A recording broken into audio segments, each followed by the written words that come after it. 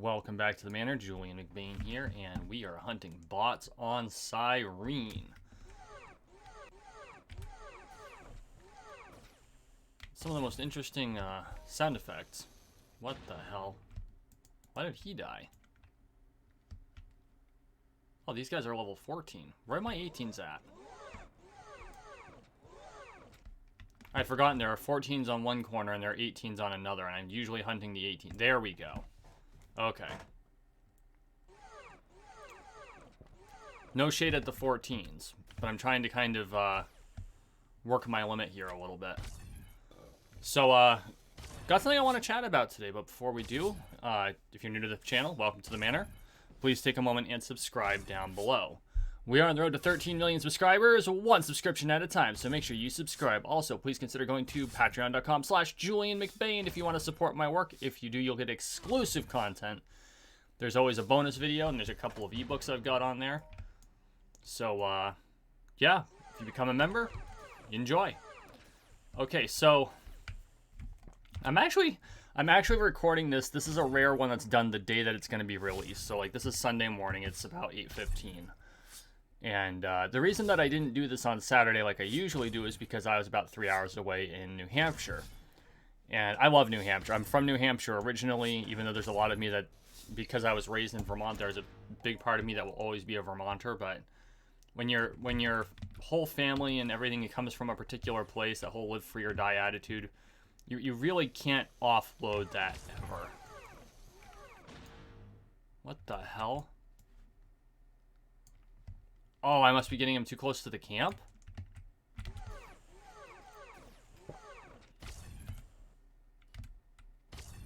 But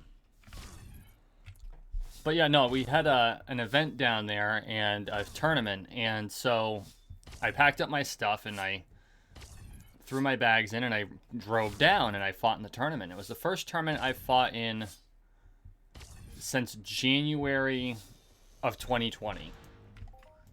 And the tournament, well, it was a different tournament, but this event was the last event, the second to last event I went to, that entire fighting event I went to that in that time period before COVID shut everything down. And so it's good to get back on the fighting grounds and get to the tournament grounds and actually challenge myself against other people. And I didn't do terrific from a tournament standpoint. There were 21 possible points and I got 3. So you did 3 passes against each opponent, and then oh, is my gun gone? Yep, it is.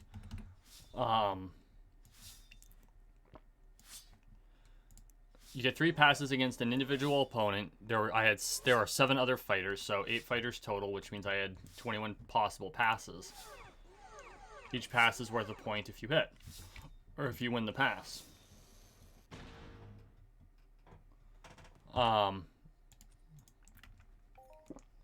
And so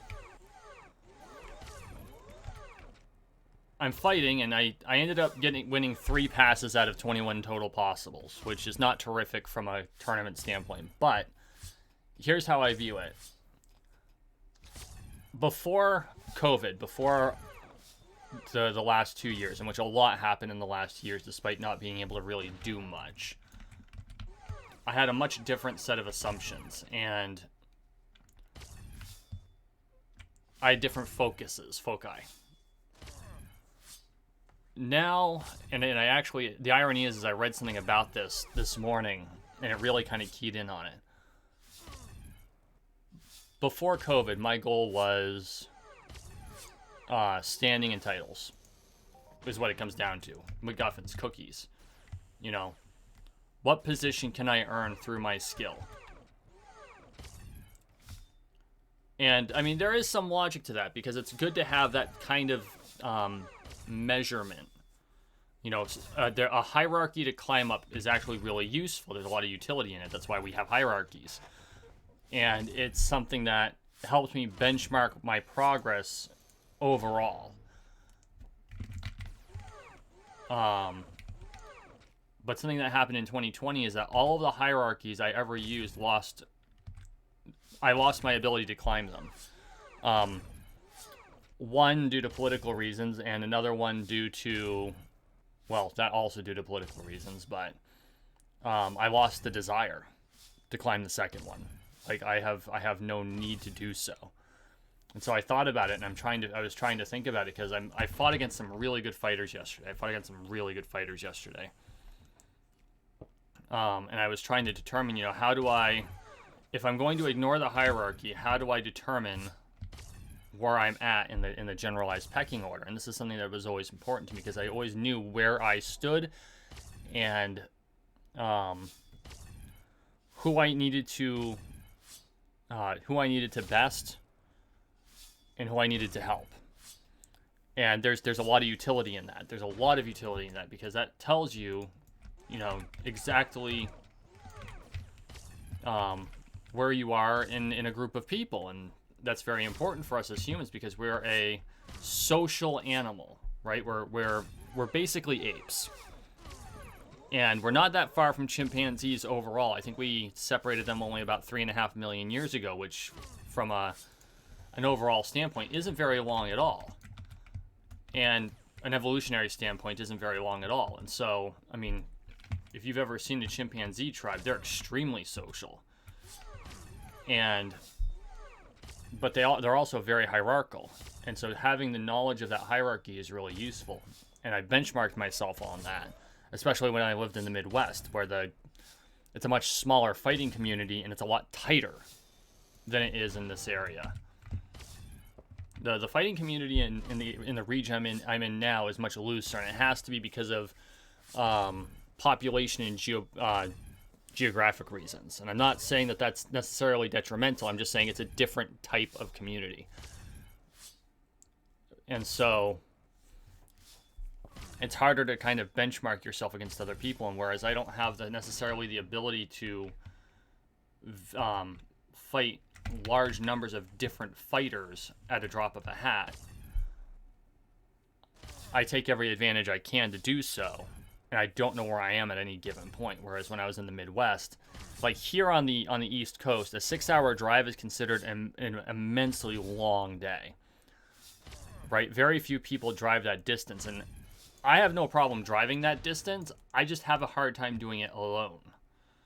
And finding other people that are willing to do 6 and 7 hour trips on the regular is, well, not easy. And that's fine. That's not, I'm not casting shade at folk. It's just the way, different attitudes, different mindsets. And I will admit that driving on the East Coast is far more stressful because there's a shitload more traffic. Even in the city, in the Midwest, like in the Twin Cities, Minneapolis, St. Paul, driving is far less stressful than, say, even Nashville, New Hampshire, which is a far smaller city, but I'm pretty sure it's far more dense. And I say that as someone who not only went to college in Nashville, but I was also born there.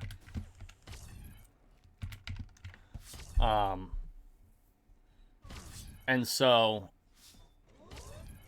there is that different standard, and you've got to work around it. So like yesterday when I was in New Hampshire, there were a lot of people there that I don't get to fight very often. One of which actually, I was super impressed with his fighting, and we are on the hierarchy in our region. We're actually on the same level, in like the award structure, because they go baseline, silver, gold, mastery, and we're both silver rank, but he is by and large way above me in skill. Like by an order of magnitude. And we fight a very similar style, and it occurred to me why that is. That he is so much better, because if you would figure if you use the same style and you're at the same level, you should theoretically be somewhere close to each other. And it wasn't close. It wasn't close. But I figured it out, and it's because he is so incredibly smooth with his movements. There's no wasted movement at all. And that's something are you fucking kidding me? Like, I just got nailed. He has no wasted movements at all.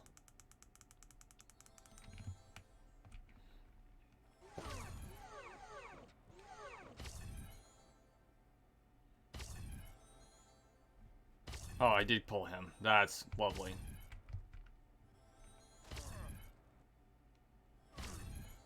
Why is he hitting so hard?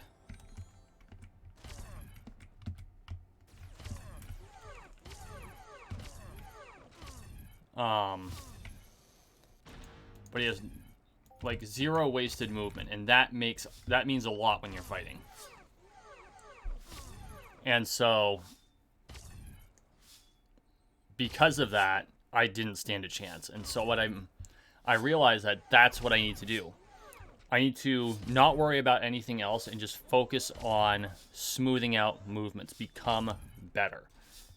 And I think that's something that a lot of us really need to kind of go back and look at, is that a lot of us, when we try to learn a skill, because we're human, and humans like to benchmark themselves against other people, they worry more about, where am I on the hierarchy? Where am I in the grand scheme of things? Am I the best? Am I always winning? And I think that's the wrong goal.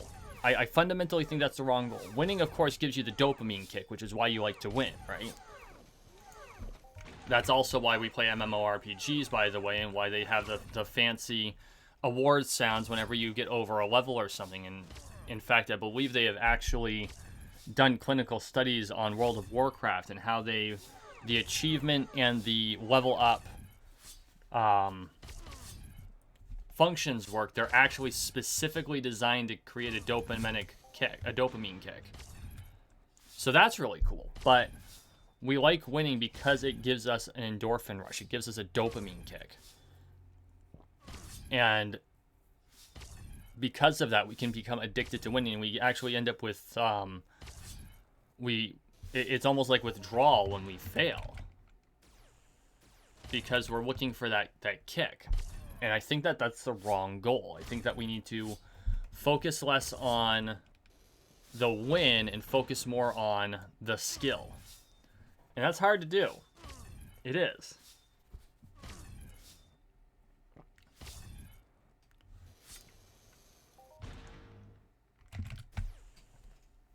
Because there is a lot of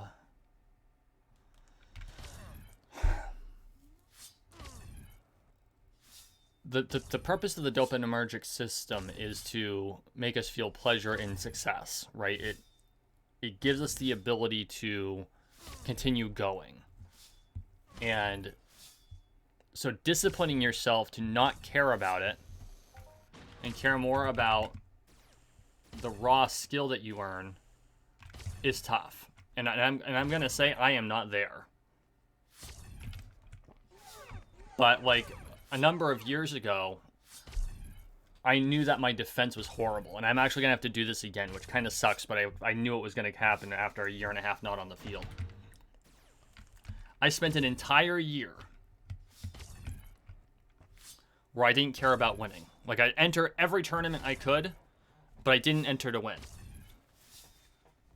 My entire goal the whole year was just to defend myself for more than 60 seconds against every opponent. And I did win some. I still attacked, right? You can't just like stand there and keep tanking until someone hits you. Although that's an exercise that I strongly recommend for training is, 2-minute rounds where one side does nothing but attack and the other side does nothing but defend. One side has to think up strategies to hit their opponent, and the other side has to prevent them from hitting them, right? And then you swap. Well, you take a break and then you swap, because 2 minutes is a long time when you're fighting. But, and there's a bit of competition there because, it's how many hits can they get versus can you, it's kind of like the person who defends has a par and the person who's attacking is trying to get as many points as they can. But the idea is that if I focused only on defense and got attack shots where I could, then I could perfect my ability to defend myself and I could figure out the strategy of attack after. Because if nothing else, if you can defend yourself indefinitely, you can just wear your opponent out. Like, that was one thing that I used to be really good at, is I used to focus on endurance and defense. And if you can go like 2.5 minutes in a high intensity fencing match, you'll exhaust your opponent, and then they'll slip, and you can just like move your sword and boop, done. And that actually worked out for me. And unfortunately, that only works so far, because you're going to run into opponents that are just too efficient in their movements. And that means that you're not going to be able to exhaust them the way that less experienced fighters will exhaust themselves. And I will admit, I am one of those less experienced fighters who tends to go for the more aggressive, frenetic form of fighting, which is something that I want to reduce. In the Midwest, we call them chaos fighters, because we're a lot of movement and not a lot of, we don't follow any one particular talent tree or skill tree or master.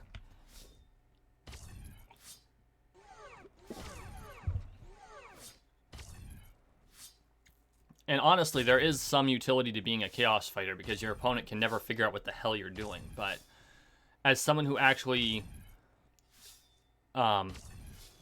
built skill in a particular school, chaos fighting will no longer work for me, because it's too predictable. And that's the downside to going to a particular ancient master or school. All of their movements are well known. Even the more modern schools, their movements are well known, and the reason why is because there's only so many ways that the human body can move.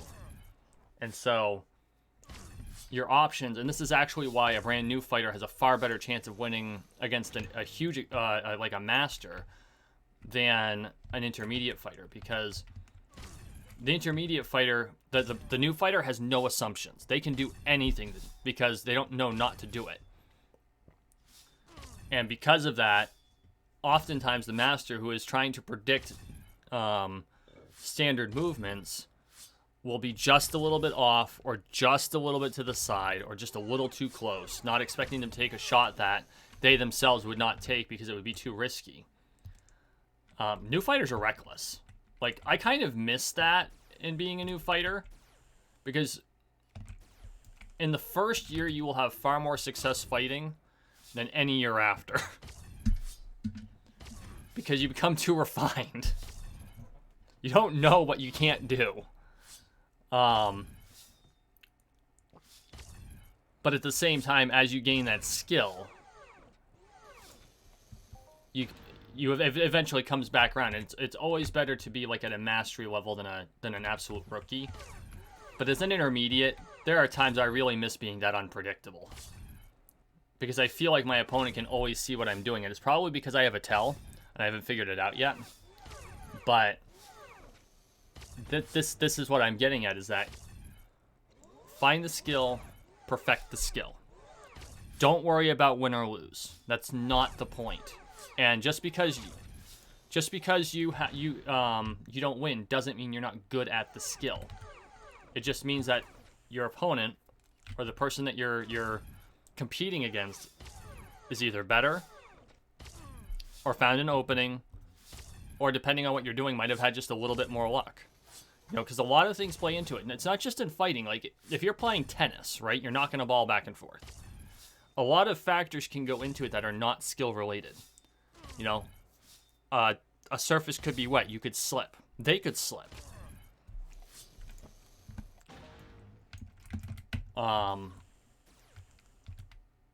You know, the ball could deflect off the rack in a very peculiar way, and it falls way short of the line of where it would have otherwise fallen, and then there's no chance for you to get it.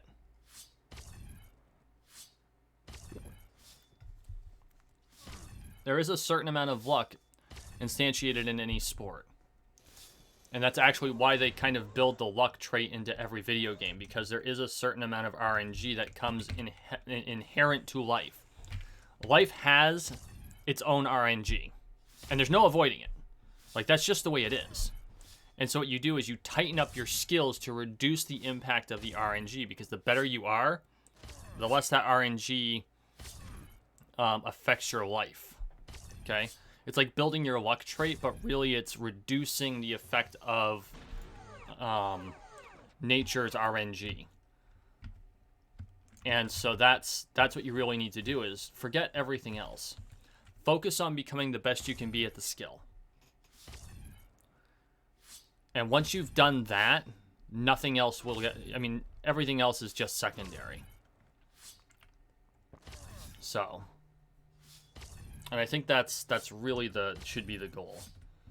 So, okay, guys, I hate to cut this short today, and I apologize for that, but I want to make sure this gets out on time, and I'm still kind of a walking bruise, and I've got to get some work done so I can go to church. So I am going to call it here. Thank you for watching. Thank you for listening. Please like, share, and subscribe down below. We are on the road to 13 million subscribers, one subscription at a time, so make sure you subscribe. And as always, everyone, I really appreciate the support. Huge shout out to my patrons, and we'll see you in the next one.